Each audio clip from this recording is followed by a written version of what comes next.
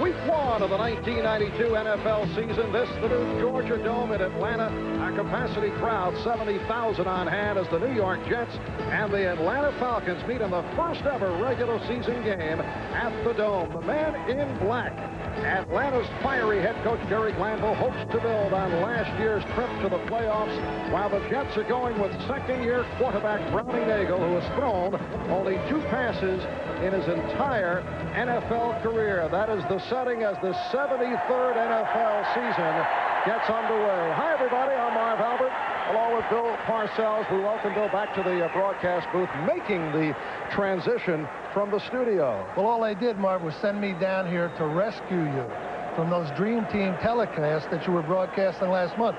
But they made me promise these games will be a lot closer than they were. Very kind gesture on your part. And Jets head coach Bruce Coslett making the transition from Ken O'Brien to the untested Brownie Nagel. We spent time with Nagel last night. You asked him if he's nervous. He said, no, there's anxiety, in particular about going up against the blitz-crazy Atlanta Falcons. Well, I think the anxiety stems from the fact that most of Bruce Coslett's offense is a check-with-me type system, which forces Nagel to audible on every play, and he's a little bit worried about that 45-second clock running down, getting the play to his offensive tackles especially. And Atlanta comes in with problems, starting with the fact that their 2 best defensive backs, Deion Sanders, Brian Jordan, playing baseball rather than football. The deep man for the Atlanta Falcons, the rookie from southern Mississippi, Tony Smith. Louis Aguiar with the kickoff. And it is Smith coming from his goal line and reaches across the 15-yard line. The Atlanta Falcons went 1 up, 3 down in preseason. They open up in game number 1 with an offensive line that is anchored by Mike Ken at 36 years of age at left tackle, the veteran of the Falcons offensive line. Chris Miller, the quarterback. The rookie running back is Tony Smith, and the red gun, the run and shoot, the 4 receivers, Jones, Hill, Haynes, and Pritchard. Andre Rison, as mentioned on NFL Live, is in camp, but is not dressed for this afternoon's game. Chris Miller, in his 6th year out of Oregon, goes to the ground for Tony Smith.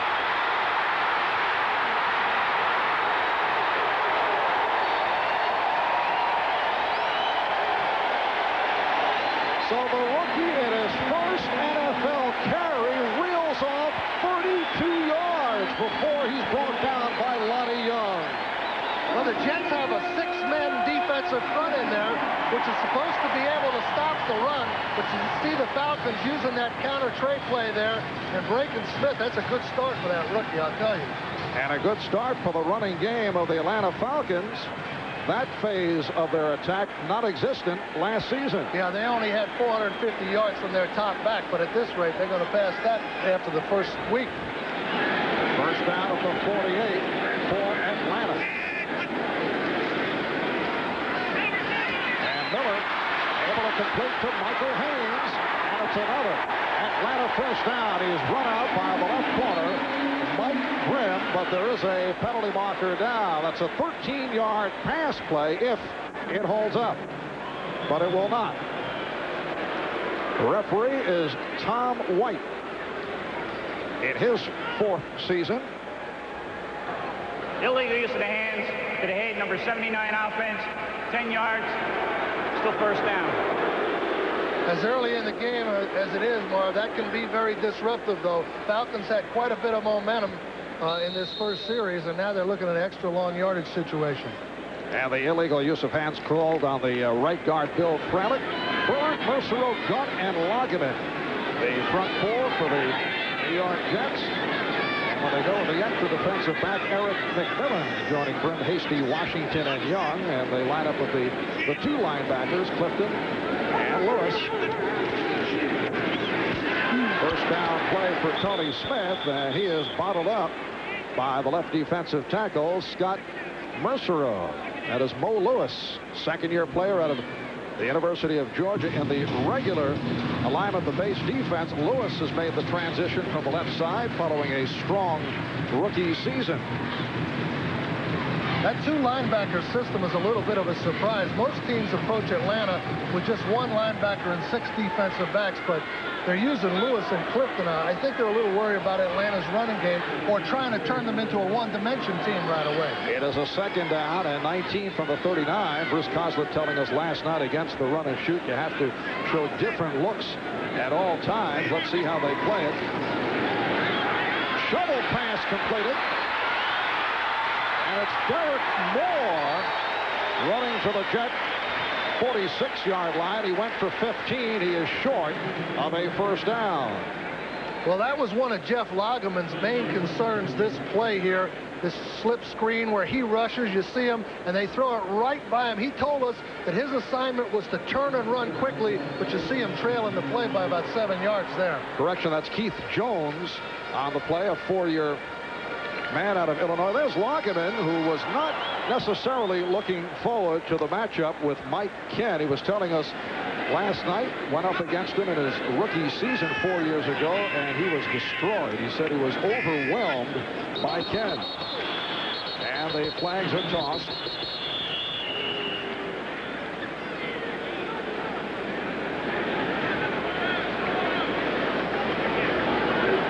False start. 75 offense, moving prior to the snap, still third down. That is the right tackle, Chris Hinton. Well, Hinton starts just a little early here, and you know the officials blow the whistle as soon as they see that. They don't let the play continue. And that's the second offensive penalty for the Falcons here in this drive. Brings up a 3rd and long.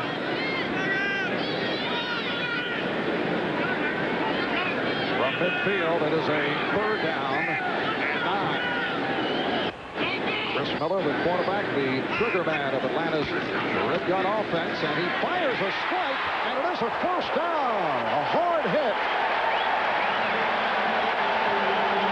A 13-yard pickup from Mike Pritchard, who was rocked by Brian Washington.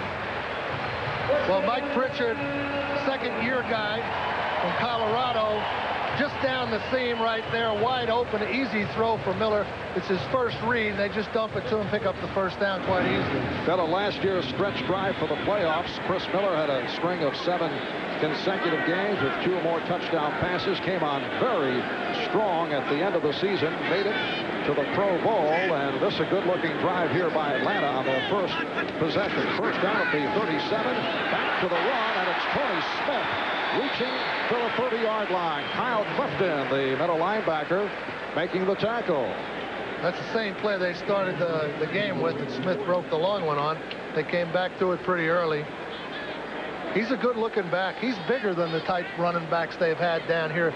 You know, John Settle and Steve Broussard. This Smith is a good-sized guy, and I think he'll give them a little more power in their offense. 6'1", 214 pounds. Atlanta's first-round draft pick. Their second pick on the first round. The only question several Atlanta players wondered about his picking up on the block. There was some questions about his blocking. He's already made a good pickup on Lageman early in the game. Again, the shovel to Keith Jones. And he has an Atlanta first down.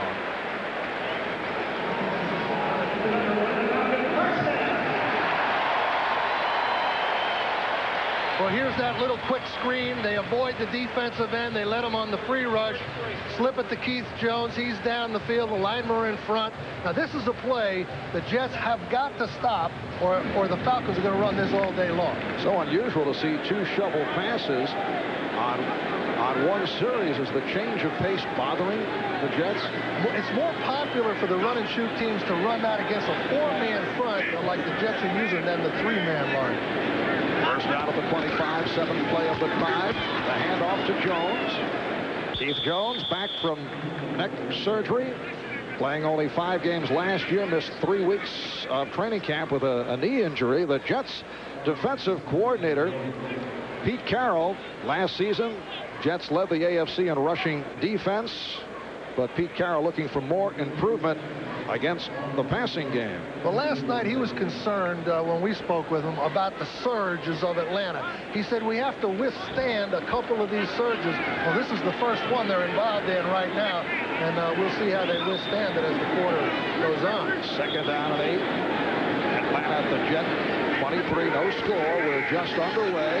Miller with the time, and it is incomplete. Intended for Drew Hill, the ageless Drew Hill, who says this is his finale at 34 years of age. Last season, 90 receptions with the Houston Oilers. Well, he's a Plan B acquisition. Of course, Jerry Glanville knew Drew Hill, and strangely enough, talking to Drew Hill, he gives the entire credit for his whole career to Warren Moon. And I thought that was exceptional. You usually don't hear players giving credit to another player for their success, but Drew Hill was quite adamant about Warren Moon's role in his success. It is a third down and 8 at the 23. 8:20 to go in this first quarter. Here's a screen pass that is completed to Jones. Jones inside the 10. Tony Jones, another one-time Houston Oiler, goes for 14, and it's a first and goal. Tempers flaring. Lonnie Young, who was a very aggressive player, getting involved with several of the Atlanta Falcons. Crowd reacting to the announcement, first and goal for Atlanta. You see the Falcons push these guys off. Jones comes back in here. Miller gets him the ball quick. Lineman in front. Easy reception for the receiver. Bring those linemen out. You see the screen being formed. Cut off the jet pursuit. Nice gain for a first down. Big play in the red zone, the scoring zone for the run and shoot teams. The quick screen. 10th play of the drive. First and goal at the 9. And again, the inside handoff for the fullback, Keith Jones. So Jerry Glanville going with the combination of Keith Jones and Tony Smith, and the running game has done well here at the start. Well, I think that's what Glanville likes to do. He did it in Houston. You know, he had Alan Pinkett, Lorenzo White, Alonzo Highsmith. Now here he's got Broussard, he's got Jones, he's got the rookie Tony Smith, and a guy who started for them a lot last year, number 41, Eric Pegram. It's a second and goal at the 7.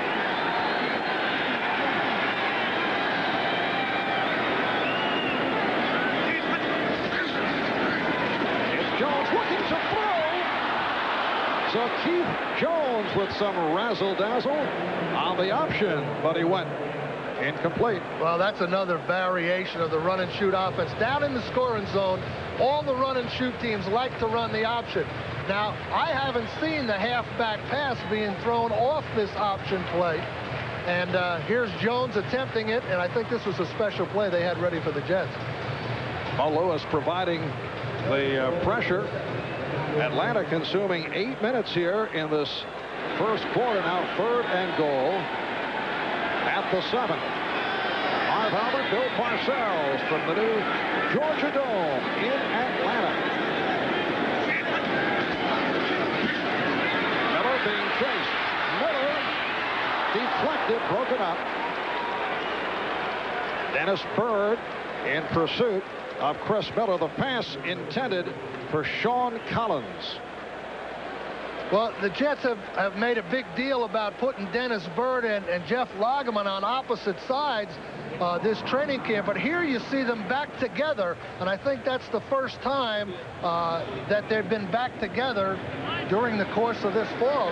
They're on one side, and they're trying to give the Falcons some pickup problems, and they got good pressure from Byrd that time. Yes, Dennis Byrd making the move from defensive tackle over to the left side. 25-yard field goal attempt. The punter, Scott Colhage, will hold for Norm Johnson. And it's a 3-0 Atlanta lead. 6:53 remaining in the first quarter.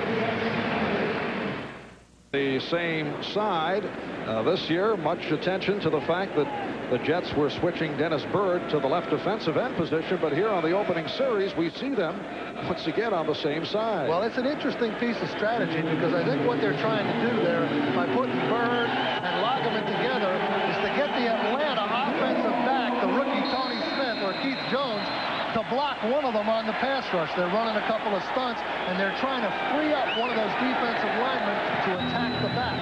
The kickoff from Norm Johnson, handled by Terrence Mathis in his third year from New Mexico. Good coverage by the the Falcons, who have been noted for their special team play.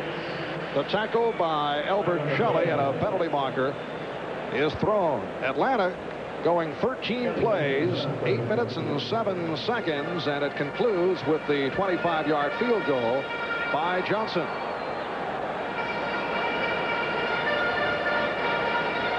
Holding, number 98, during the return, 10 yards. It'll be a first down. Timeout.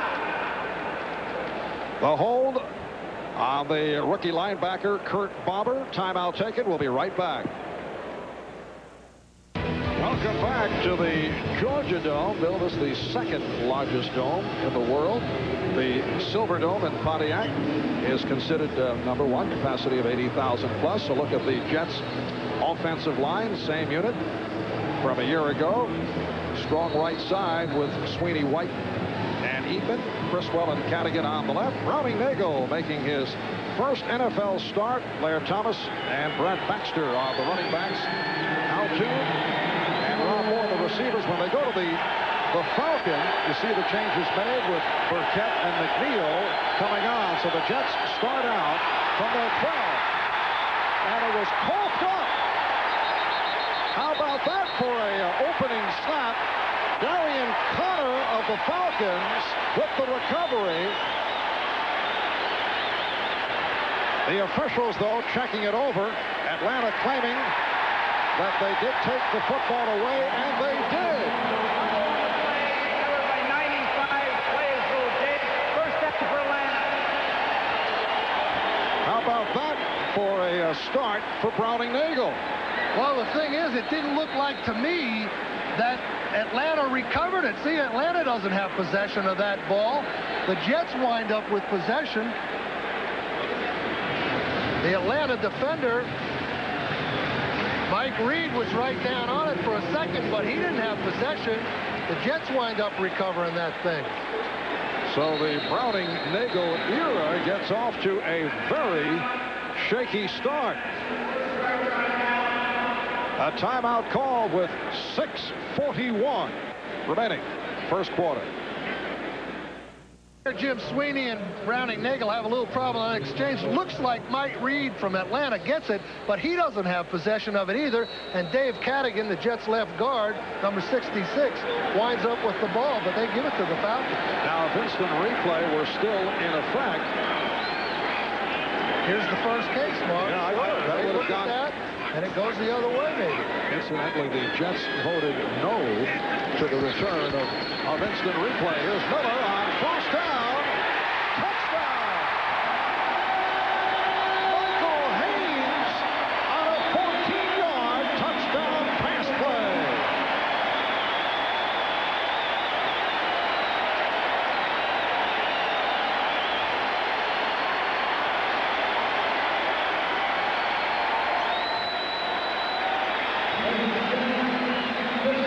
Michael Haynes, in his 5th year out of Northern Arizona, last year led the NFL, averaging 22 yards per reception. First play following the fumble on the first snap taken by Browning Nagel as an NFL starter. And the Falcons able to cash in. Norm Johnson extending to a 10-0 Atlanta lead. Well, Michael Haynes just has too much time to work across the back of the end zone. You see no pressure on Miller at all. He finds him in the open spot. You can't cover him for, for very long.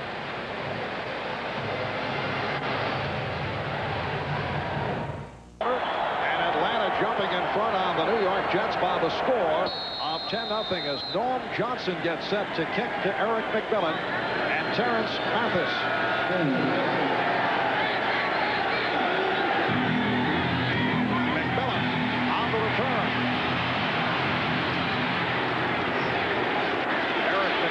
Refusing to go down, spins across the 25-yard line, so it's a 24-yard kickoff return.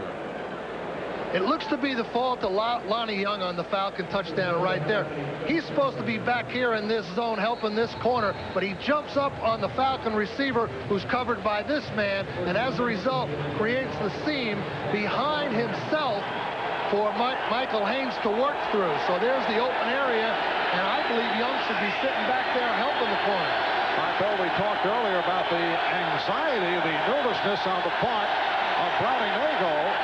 The crowd has certainly been able to get into it. Nagel now will throw, and it is incomplete. Intended for Rob Moore. This game has started the worst possible way for Browning Nagel. I mean, you start with the first exchange and you fumble that. Now you're over having to take snaps in between the first series of the game, and he'd hoped that the game went smoothly. You know, he's down 10 points. The Falcons are going to get more reckless. This is a tough situation for this young guy. And there's Ken O'Brien. Considering his holdout had a sharp preseason, played well in his 2 outings against the Giants and the Eagles, but the Jets going with Browning Nagel as the #1 quarterback. And he'll throw again. And it's completed, but a short pickup. Rob Moore stopped by Tim McKyer. I'll look at the Atlanta defensive unit. And this is the base defense up front. Gann, Gardner, and Barnett. Will also see quite a bit of Tim Green shuffling around. Tippins, Reed, Tuggle, and Connor are the linebackers, and that is a decimated secondary without Deion Sanders and Brian Jordan. Tracy Eaton is out for the season. When they go to the dime, the veteran Bobby Butler comes out, along with Brian Mitchell, who was just reacquired from the Dallas Cowboys. 3rd down and 4. A risky pass off the double coverage. Bruce Pickens able to break it up. It was intended for Altoon, and you know that Bruce Cousins would have preferred opening up with Nagel going to the ground rather than coming up throwing on his very first series. Well, this is a heavy blitz situation here. Atlanta told us they were going to do this. Scott Case frees up while he's chasing the back, runs right into Altoon. Now, Case had coverage on another guy, but he just happened to junction Toon when Nagel threw it in there. So it's 3 and out, and Louis Aguilar will punt from his 18-yard line. The rookie, Tony Smith, is back. Atlanta will take over from around the 30-yard line. It's a 38-yard punt by Aguilar. 5:27 remaining in this first quarter, and Atlanta with a 10-0 lead. We spoke with Jerry Glanville yesterday, and he was very concerned about the fact that after the final cut, he had to do all this shuffling. 5 players added to the roster. Risen and Whitfield. Whitfield, the #1 draft pick, finally coming to terms. And then the Falcons bring in Brian Mitchell from Dallas, Jesse Sullivan from the Cowboys, Eric Fairs, one-time Oiler, one-time Buffalo Bill. His biggest concern, none of these guys are going to start today, but his biggest concern was continuity on special teams, them not having practiced in the roles they're going to play on special teams. And it's back to the ground. Keith Jones is stacked up. Jones stopped by Lewis and Mercer. You mentioned on NFL Live the fact that Risen and Whitfield were on hand for the team photo yesterday, but no way that Jerry Glanville would allow them to take part. I asked Jerry, does that mean they'd be off to the side? He said, no, we might get their reflection. We'll put them behind the camera. We don't want to see any part of these guys. Well, Whitfield and Risen, you know, Risen's not ready to play quite yet. I watched him practice on Friday, and he just got there. And there's no way he's been through these game situations. Doesn't know anything about the Jet defense. He couldn't have played. He could have run around out there, but he couldn't have played well. Penalty flag is down as Chris Miller runs it out of bounds.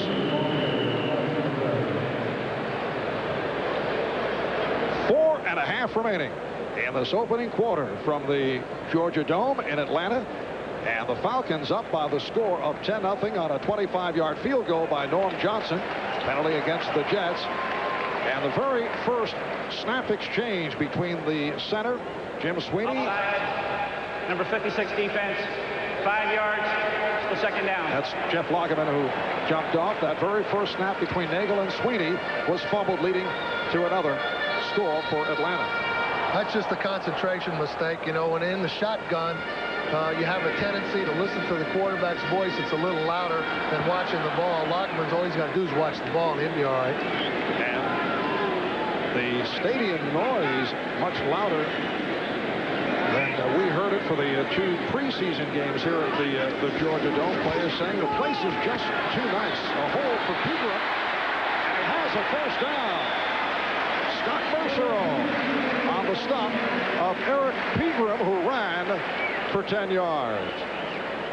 Well, you see that what we were talking about, the alignment with number 90 Dennis Byrd and Lagerman on the same side. This is the first time they've done that this year, and the offensive line coach for Atlanta, Keith Rowan, is going over these adjustments in the blocking schemes on the part of the Falcons. And so far, they're doing pretty well against this look.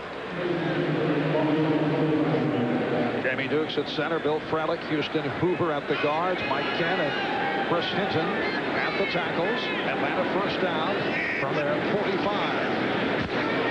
Miller able to swing it out. He has Haynes. Haynes can fly. Reaching out near the marker, tripped up by the strong safety, Brian Washington. This is the second time they've run this play. Second play of the game, they threw it out to Haynes. You know, they're just relying on him to get in the open field. Jerry Glanville told us every one of his receivers is capable of scoring on every play. And that's the kind of receiver he wants. And, of course, the best guy at scoring on the big play is number 81, Michael Haynes. Well, it was New Orleans linebacker Sam Mills who said in preparing for the Falcons offense, it's like lining up every down against an Olympic relay team with that speedy group out there. Tremendous pressure on the Jets secondary. And Atlanta with another first down. Mike Pritchard on a 17-yard hookup stopped by Brian Washington.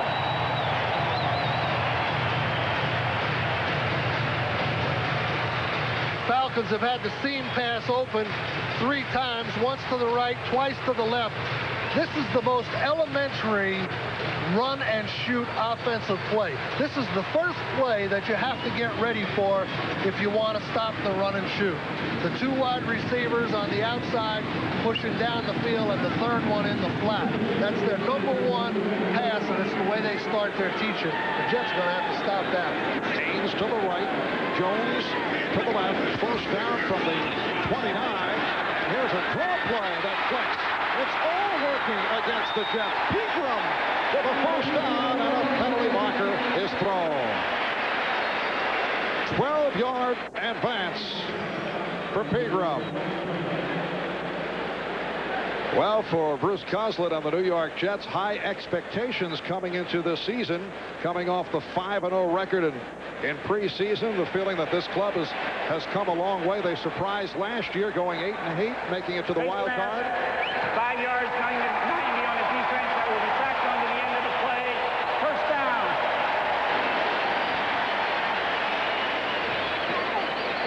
Pegram carrying the ball. He's eluding the Jet defensive players. Seems to get his hand on the face mask. It's an inadvertent face mask. James Hasty, number 40, on the tackle there. And the Jets are in trouble. This is like trying to put out a brush fire now, Marv. They've got the quick screen going. They got the running game going. They got the seam passes going. And the Jets defense in a little disarray right now. Atlanta accounting for 157 yards in this first quarter. The Jets with only 5. Pete Carroll, the defensive coordinator, in a conference with the head coach, Bruce Coslett. Well, I'm sure Bruce wants to know what's going on there, because when you've had 4 months to prepare for an offense, you don't like to see the game start like this. But it's still early. They could settle down, and provided Atlanta doesn't get so far ahead, they can't catch up. First down from the 11. Miller off the roll, looking end zone. Touchdown! Once again, Michael Haynes.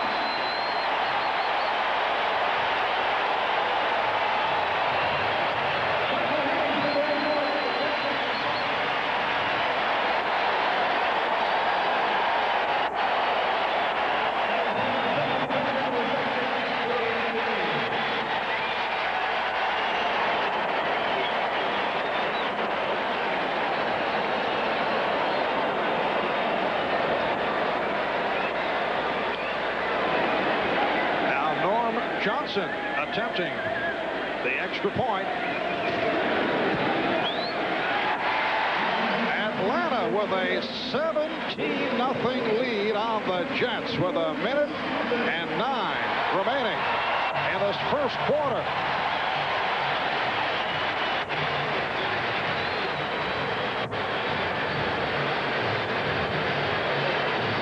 Well, Michael Haynes working one-on-one against Michael Brim there, but the big breakdown is that Chris Miller's out of contain. He has all day to throw on the perimeter, and Brim just can't stay with Haynes that long. Yes, there has been no pass rush on the part of the Jets, and Miller has had his way in this first quarter. Michael Haynes with his second touchdown reception. Well, unless they keep Miller in the pocket, he's going to have all the time he wants. And these guys with this speed are so elusive, they're going to continue to get away from the Jet defensive back. Bill, perhaps I'm being premature, but I'm wondering if Bruce Coslett at this point, don't want to go pull Browning Nagel too quickly, but here's a guy in his first series, bad snap, nothing doing on the second. How long does he wait before this one gets out of hand? I realize in the big picture they feel that Browning Nagel, although they may have to give up some games this season, in the long run can lift this Jet club further than Ken O'Brien. So I don't think he wants to do anything to dent the emotions of Nagel, but you have to wonder, is Ken O'Brien about to make an entrance earlier than expected? Terrence Mathis running it out.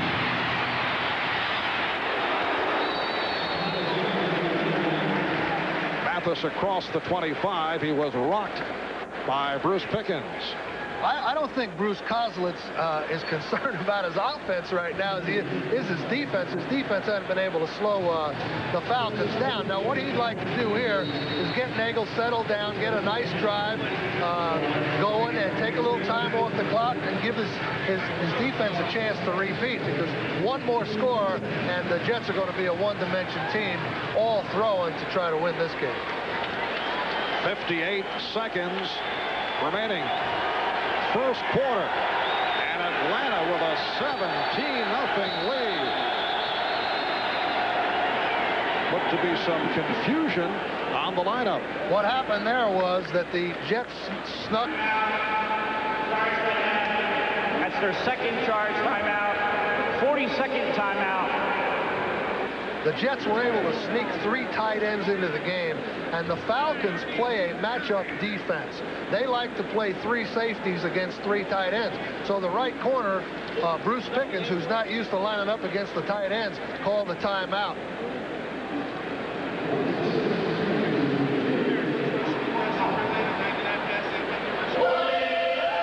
Tight ends over here, and this is Pickens, a corner. He's not used to lining up there, so he calls that timeout to get that strong safety in the game, Louis Riddick.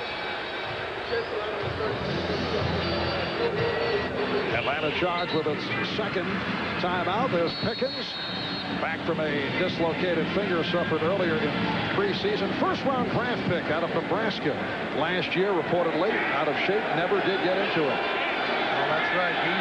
He came in so late that I think he was in Jerry Glanville's doghouse a little bit, and he didn't play very much at all last year. But he's had a good training camp, and he's ready to help them now.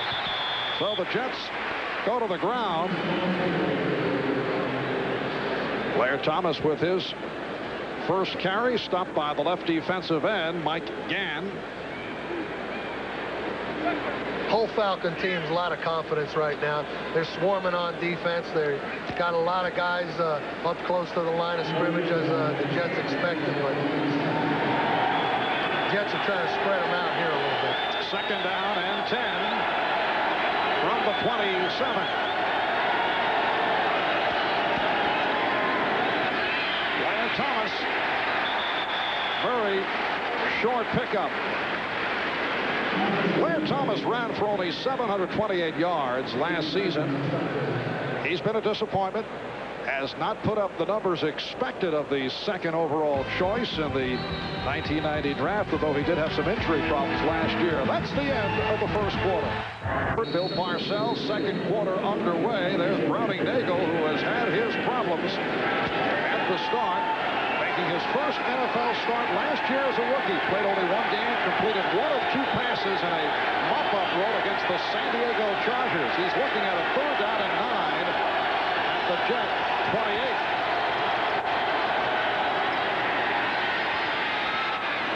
Able to complete, and the Jets have a 1st down. Brad Baxter reaching out near the 40, their first down of the day.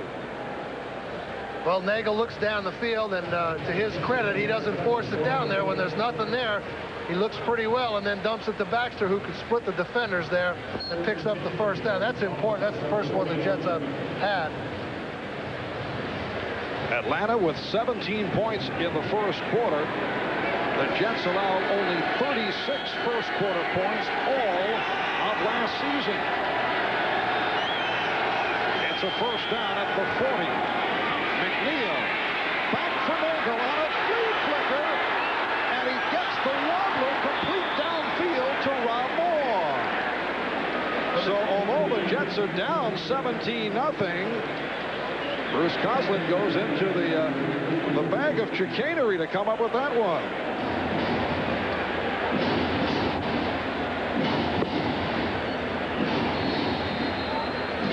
Well, you see Moore there across to the other side. Nagel pitches it, and then Thomas laterals it back to Nagel. This is the old flea flicker. It looks like the sweep. Comes right back to Nagel. Little trouble with protection. Nagel just about gets it off. But Moore's so wide open, he has plenty of time to gather it in. That goes for 23. That was a pass out of the arsenal of Joe Kapp. Here's Thomas. Thomas could not make the turn. Tim McIver on the stop along with the nose tackle Mike Gardner. We had a long chat yesterday after practice with the very soft-spoken Tim McIver, who has an intriguing philosophy about playing quarterback. Said he doesn't profess to make every play. He said, I'll make the one that counts. And he said, we're paid to get beat. Well, I don't buy that. You know, you're paid not to get beat, but he likes playing for Jerry Glanville because Glanville encourages gambling and going for the ball, and that's the way Tim likes to play. And he's doing a good job playing for these Falcons. 2nd down and 11. Good play fake by Nagel. Able to complete for another 1st down. The tight end Troy Sadowski. Troy Sadowski, number 84, a native of Atlanta, spent the 1990 season with the Falcons, then signed as a Plan B player with Kansas City. The Jets acquired him as a free agent from the University of Georgia. His dad, Bob, was a pitcher for the Cardinals and the Milwaukee Brewers. I think the Jets are a little more into what they wanted to do to start the game. The appearance of the running game, the strong running game, and then the play-action pass off the multiple tight end formations. And I think that's what they wanted to do. Now they have a little formation problem right here, and he has to burn a timeout. And the crowd may have bothered Browning Nagel, so the timeout taken when we resume. The Jets 1st down at the Atlanta 19.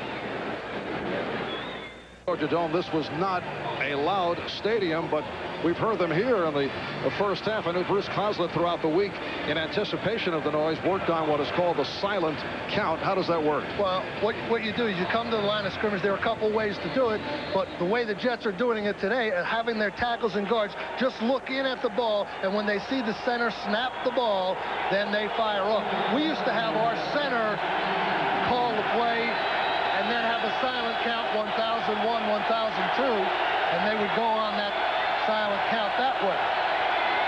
Well, back into it. Jets 1st down at the Atlanta 19-yard line. Brad Baxter.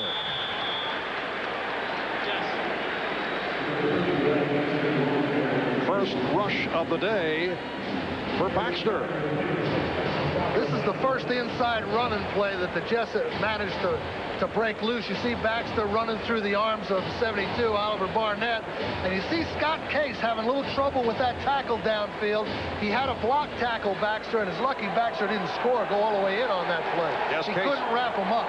Playing with a broken right thumb, suffered against Buffalo last week, underwent surgery, putting a pin in the broken thumb in It's a 2nd down and 1. 8th play of the drive.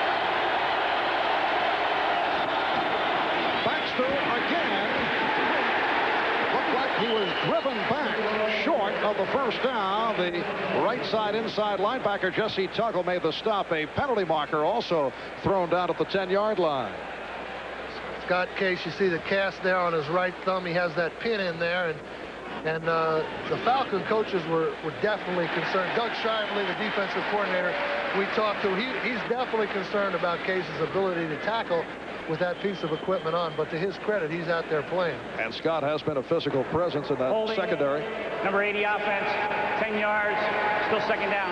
That is the tight end, Mark Boyer, called for the hold. It sets the Jets back to a 2nd down and 11. Here's a look at that hold. Well, Boyer's in motion, and sometimes when you come in motion, it's difficult to adjust. He's blocking the linebacker, Ken Tippins, number 52, but it's difficult to get in the center of the player when you're coming in motion. It's a little easier when you're in blocking from a stationary position. Jets hit with their 4th penalty of the day. Atlanta with 2. Play action. Taking a long look. He threw at a crowd. And the question is, McCuyer picked it off, but was he out of bounds? The Falcons aren't complaining too strongly, but again, another bootleg pass by Nagel. He tried to gun that one in there. It really wasn't open. He tried to throw it in there.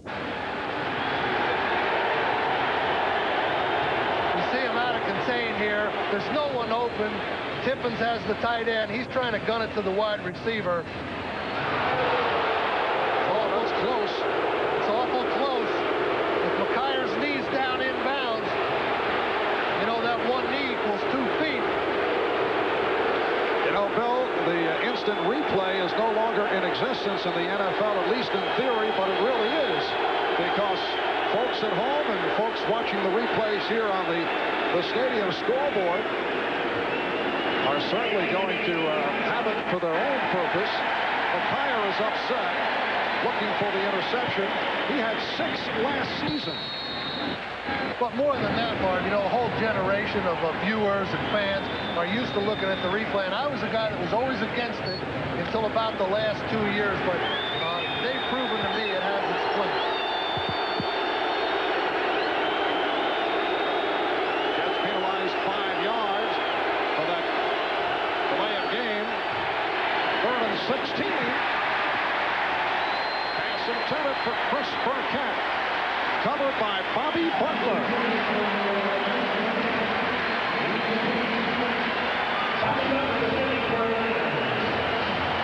Well, the thing that did the Jets in on this drive was the offensive penalty, the holding on the tight end. You know, now the long yardage situation is just too much. But if they can get 3 out of this, this may settle their offense down a little bit.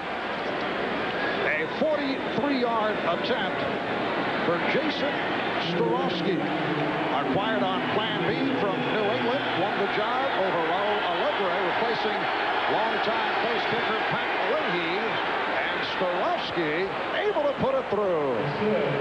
A 43-yard field goal. So the Jets are on the board, but they trail by the score of 17-3.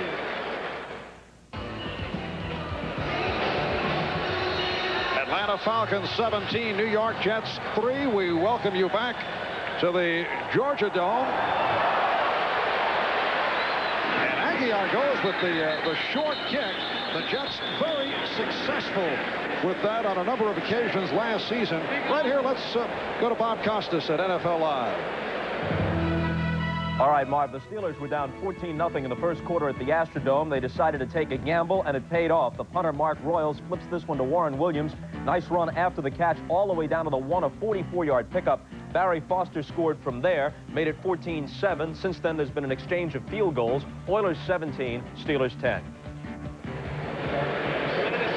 All right, Bob. Torrey Epps, backup nose tackle, one of the up men able to field that short kick from Aguiar. And the Falcons start out from their 34-yard line. It's been an outstanding first half for quarterback Chris Miller. Miller off the roll.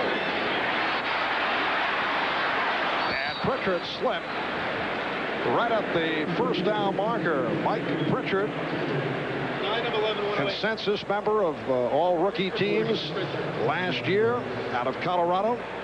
At 50 catches, only Lawrence Dawsey of Tampa Bay had more catches among rookies. He had 55. Pritchard with his third reception of the day. This one just shy of the first down. Coming up on 10 minutes remaining in the first half. An auspicious start for the Jets' new first-string quarterback, Browning Nagel. He fumbled his first snap, the exchange with Jim Sweeney going awry. Very next play, Miller able to throw a touchdown pass. That's Eric Pegram collecting the first down at midfield. Kyle Clifton made the stop. A reminder, next Saturday, Notre Dame football returns to NBC. Irish had their problems with Northwestern yesterday, Bill. Still a ball game in the third quarter. 42-7. Well, third quarter, still a ball game. If I had problems like that every week, I'd still be in coaching, Mark. Was it 14-7 in the third quarter? Well, did I read that correctly? You know, that they don't pay off at the front of those races, Mark. Well, quarterback Rick Myra leads the Irish against the Big Ten champion Michigan. Next Saturday, 1 o'clock Eastern time here on NBC. First down at midfield. And again, Miller able to throw across the field for Drew Hill.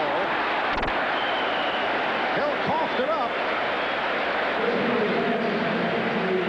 But Atlanta able to maintain possession. James Hasty with the stop. Let's take a look at the end of that play. You see Drew Hill there. He kind of cringes to hit. The ball gets loose, but the way things are going, right to the Falcons, Tony Jones. Tony Jones, another Plan B acquisition from the Oilers along with Drew Hill. He's got 4.27 speed. He's the fastest guy the Falcons have. And Atlanta first down at the Jet 40-yard line. Hill lines up in the slot on the right now. Miller looks that way. And Miller dives for a couple of yards. Everyone covered. He had nowhere to go, so decided to hold on. Well, the Jets' problems continue to be the breakdown in containment that they're having. And you see the speed of these receivers here, Tony Jones, Michael Haynes, and you know, they've got 6 or 7 guys that can really fly, and it just pressures the defense so much. And Glanville, that's the kind of guy he wants. And he says these guys can score from anywhere on the field on any play. And watching this game, I have a tendency to agree with him. Yes, that's the fastest group of receivers in the National Football League. Second down, then 7 from the 37. Miller stumbled. However, it is picked up by Pegram. Not a pretty play, but Pegram was right there. Then he was stopped by the combination of Hasty and Washington, and Chris Miller is shaken up. Well, that's the first time that the Jets tried to blitz him. The Jets used an extra man in the rush. Five guys coming. They try to put a little pressure on him, and Miller had a little problem stumbling, getting the ball to Pegram. And you know, I don't think Miller was hurt by a Jet defender. I think he just maybe twisted his knee on the way down, coming back from the center exchange there. Backup quarterback for Atlanta is Billy Joe Tolliver out of Texas Tech. One-time San Diego Charger. There he is. Timeout is taken by Atlanta. Just under 7 minutes remaining. First half, the Falcons lead the Jets 17-3. 2 right feet, and that's the problem right there. With Jamie Dukes, the center, on the exchange to Chris Miller, the foot comes back, steps right on Miller's instep, causes him to stumble. Then that triggers the mechanism. He misses the handoff to Pegram, the fumble, and the Falcons lucky to get it back. Atlanta using its final timeout of the half. Miller is all right. Third down 6 at the Jet 36-yard line. Atlanta leading 17-3. Miller with time once again, but receivers are covered, and he bloops one. Incomplete. Intended for Tony Jones, who was hit by Mo Lewis. That's the first time there was any semblance of containment on Chris Miller. Lewis came out of his coverage and came up and got after Miller pretty good. And Miller makes a bad decision here. He's trying to lob it over Hasty's head, but, you know, that never works. Tony Jones goes out of bounds. He wouldn't be allowed to catch that ball anyway. Here's Lewis right in Miller's face as he throws the ball. Bad decision by Miller there. A rare bad decision, the way things have gone for Chris Miller in this first half. A 54-yard attempt now for Norm Johnson. His career long is 54. He hit from 25 early. Scott Fulham will put it down. 54-yard attack. Line drives it. It is good.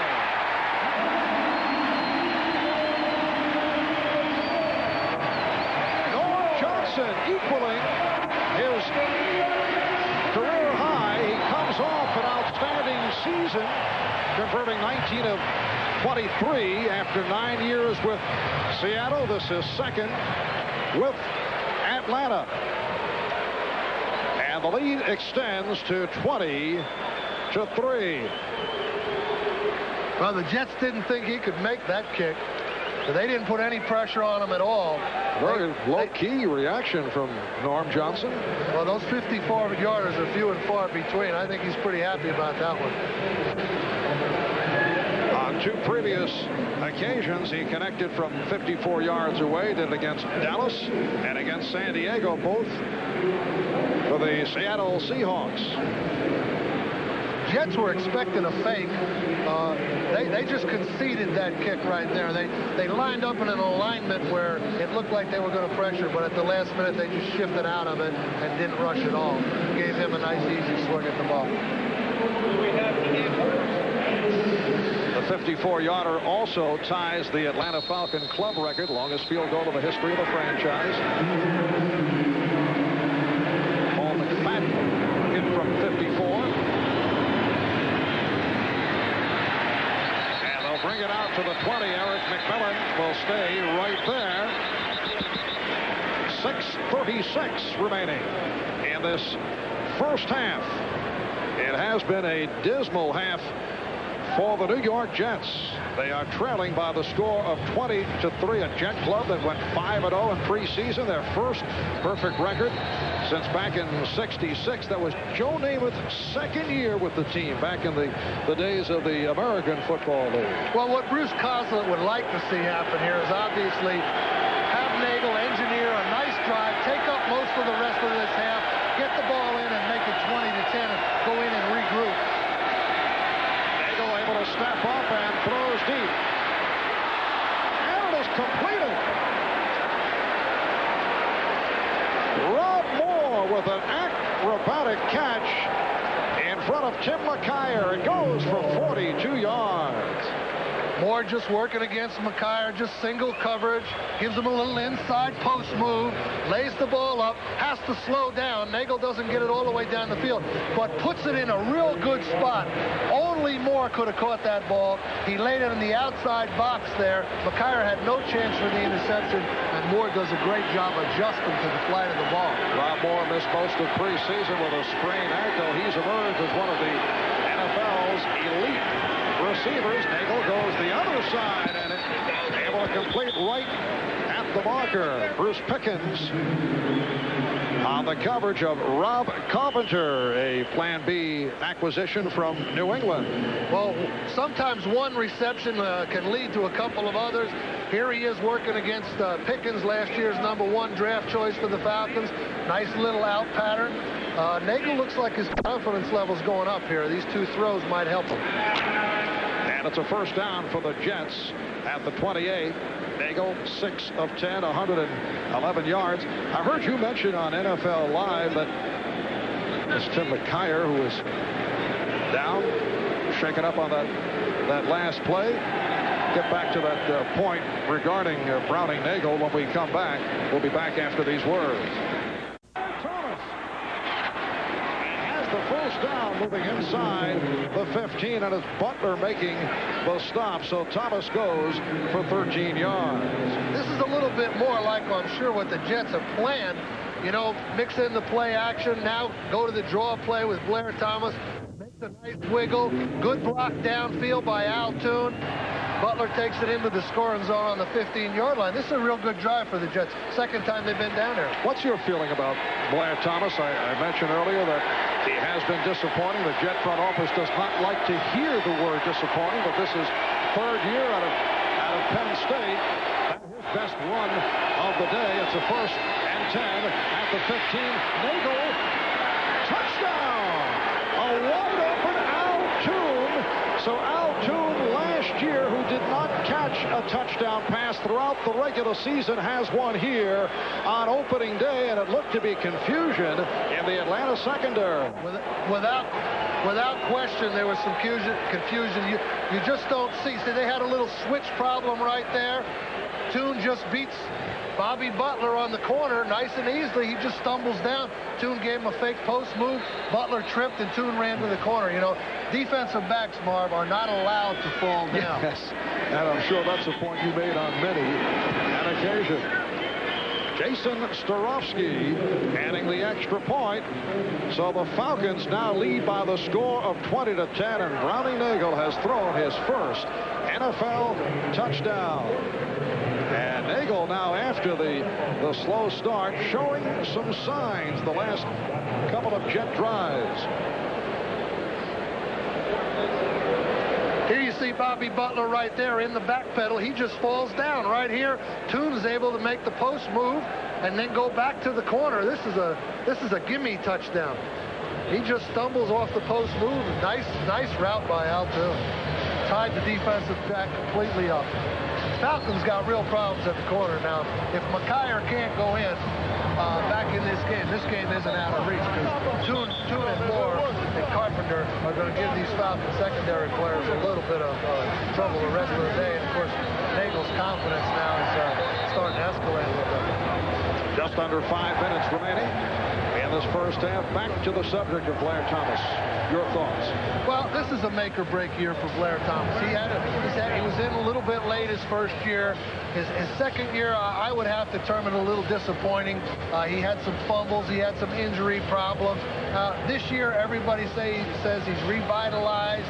He's got Freeman McNeil behind him.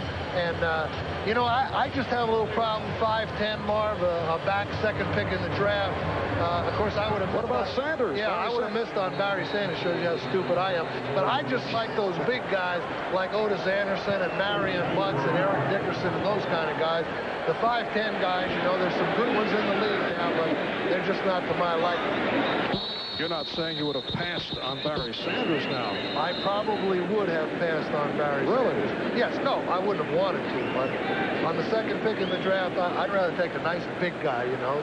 I can let him off the bus first, you know. He can protect me in the hotel lobbies, things like that. You know, like Lawrence Taylor. Good thinking. What's wrong with him on the second pick? Excellent line of thought.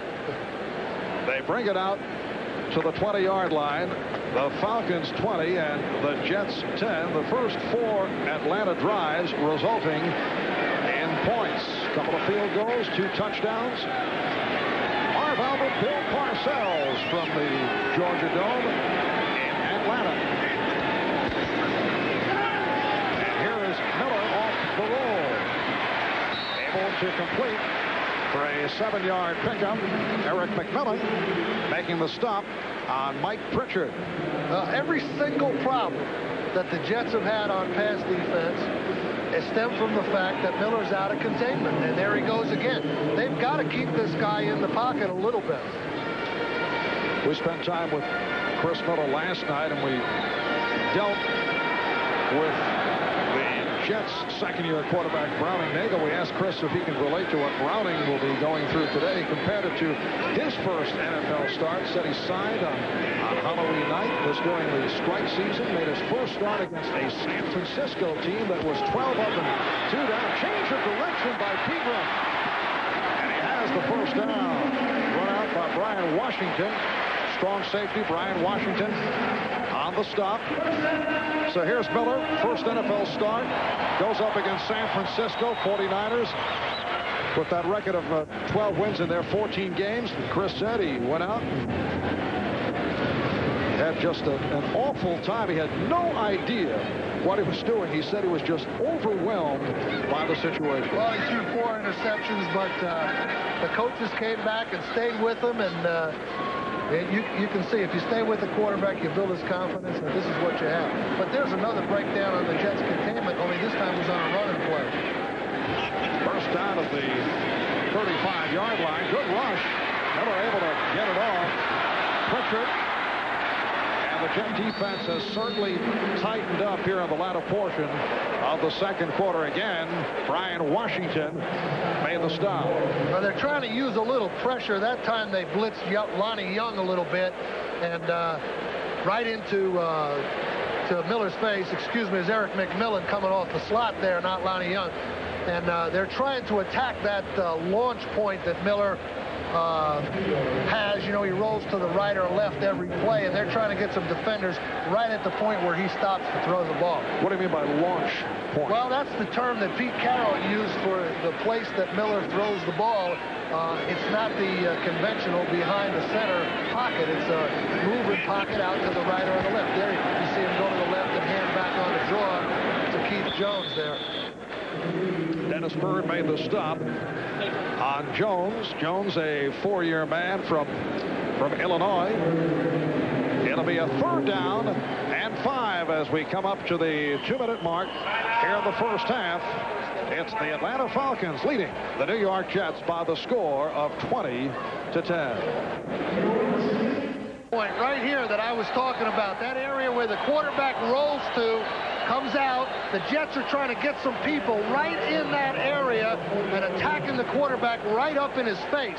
There you see the blitz by Eric McMillan. Of course, the Falcon back, Keith Jones, had 2 to pick from, and he missed them both. And as a result, Miller had to get rid of the ball real quickly. But that's the launch point Pete Carroll was talking about. Penalty flag thrown, 3rd down and 5. And Miller has nowhere to go.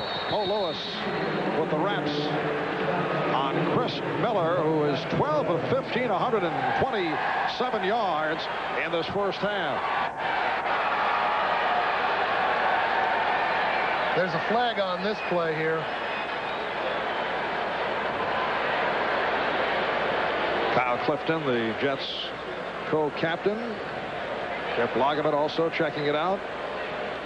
Illegal motion, number 75 on the offense. The penalty is declined to take the result of the play. 4th down. That's the right tackle, Chris Hinton, who returned to the Pro Bowl last year in his 10th season from Northwestern, and he's called for the procedure. Well, that's his 2nd one of the day, too. And you can see just that slight move there, and the officials are instructed to blow the play dead immediately upon seeing that, but the play was snapped. Now we have a situation coming up here that Jerry Glanville was concerned about. The special teams punt team, he's got some guys in there that are very inexperienced. He's very worried about this situation.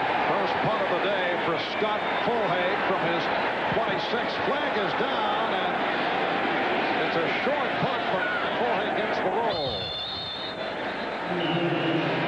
Penalty marker is thrown once again. Jerry Glanville was so concerned about that punt team. They're going to have to punt it again now.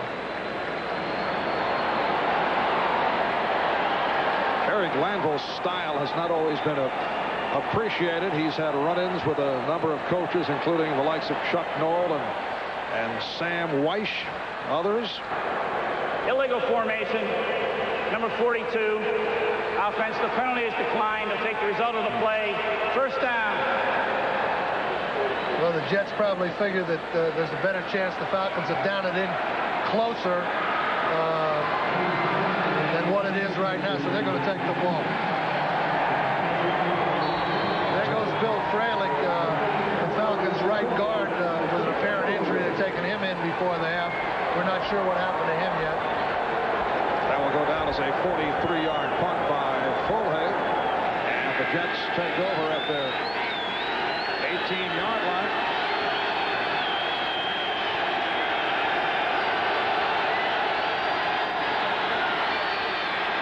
Nagel with the time and completes to Mathis for a first down at the 35. Brian Mitchell on the stop, 17-yard pickup. Getting back to the subject of Jerry Glanville, how do you feel about his style? I think he's a fine coach. Now, he's had some differences with those guys, but the one thing I respect about Jerry Glanville is every week when his team goes on the field, they're ready to play. He gets maximum effort out of what he has out there, and I think you have to respect that in coaching. I certainly do. Chris Burkett, the intended receiver. It's a second down at the 35-yard line. Jerry Glanville helped to turn the Falcons around last year, finished 10-6 in a playoff berth. Their first appearance in the playoffs since 1982, beat New Orleans in the NFC wild card and then lost to Washington. This Atlanta club that went 5-11 2 years back. Nagel, good coverage by Atlanta. Pass intended for Rob Moore. McKyer, who's back in there on the double coverage along with the free safety, Scott Case. Well, coming up, it'll be the Domino's Pizza NFL Live halftime report. Bob Costas, along with O.J. and Will McDonough, bring you up to date on all the action around the NFL on this opening day, while Gail Gardner will talk with the only coach to win 4 Super Bowls, former Steelers headman Chuck Knowles. That is all coming up at halftime. 16 remaining, first half here in Atlanta, and the Falcons up by the score of 20-10, and the flag is tossed.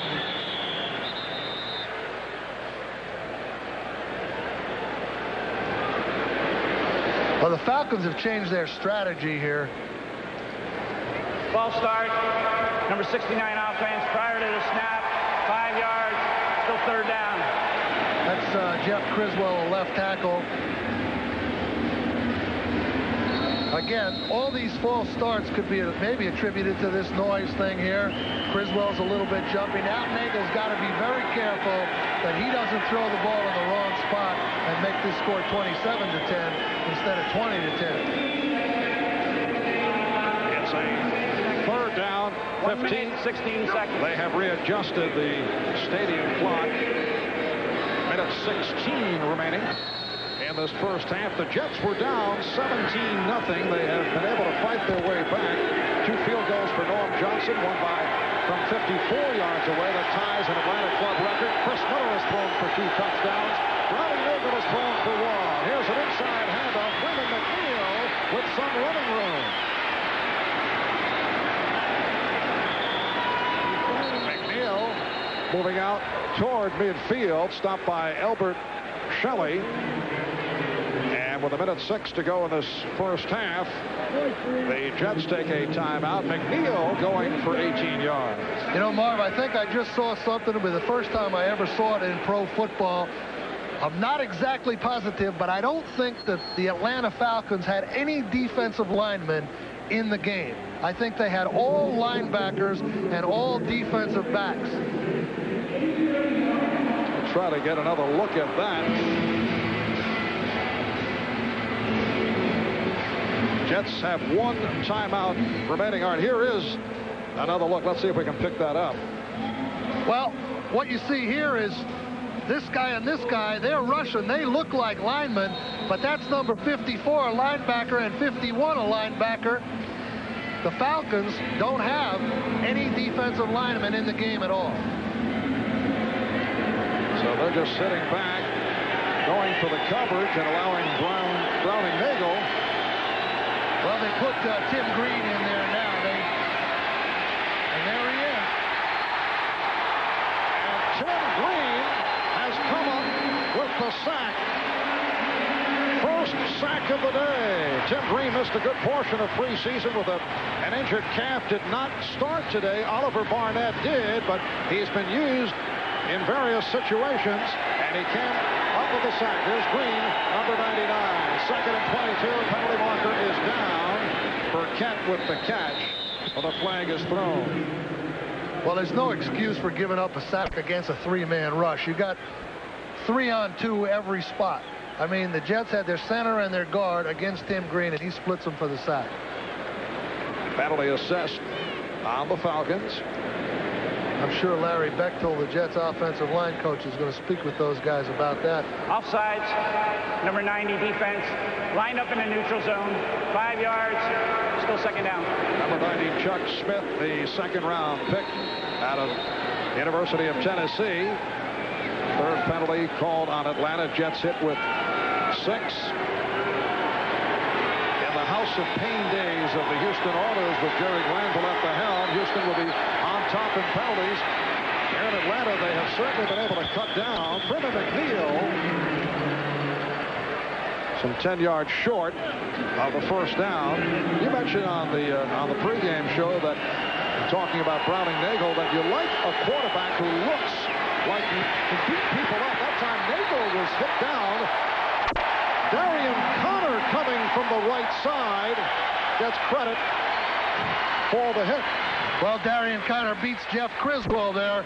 But the point I'm trying to make here, Marv, is it's only a 3-man rush. A 3-man rush. And the Jets have 6 blockers. And there's no way a 3-man rush should be allowed to pressure the quarterback like that. I mean, they've got plenty of blockers, ample blockers, 2 for every Falcon defender. No excuse for it, and I'm sure they're going to be upset on the sideline over there. 28 seconds to go, first half. And here's Aguiar with the punt. Line drive, Jason Phillips lets it fly over his head. And a beautiful punt by Aguiar. It is being marked down at the 2-yard line.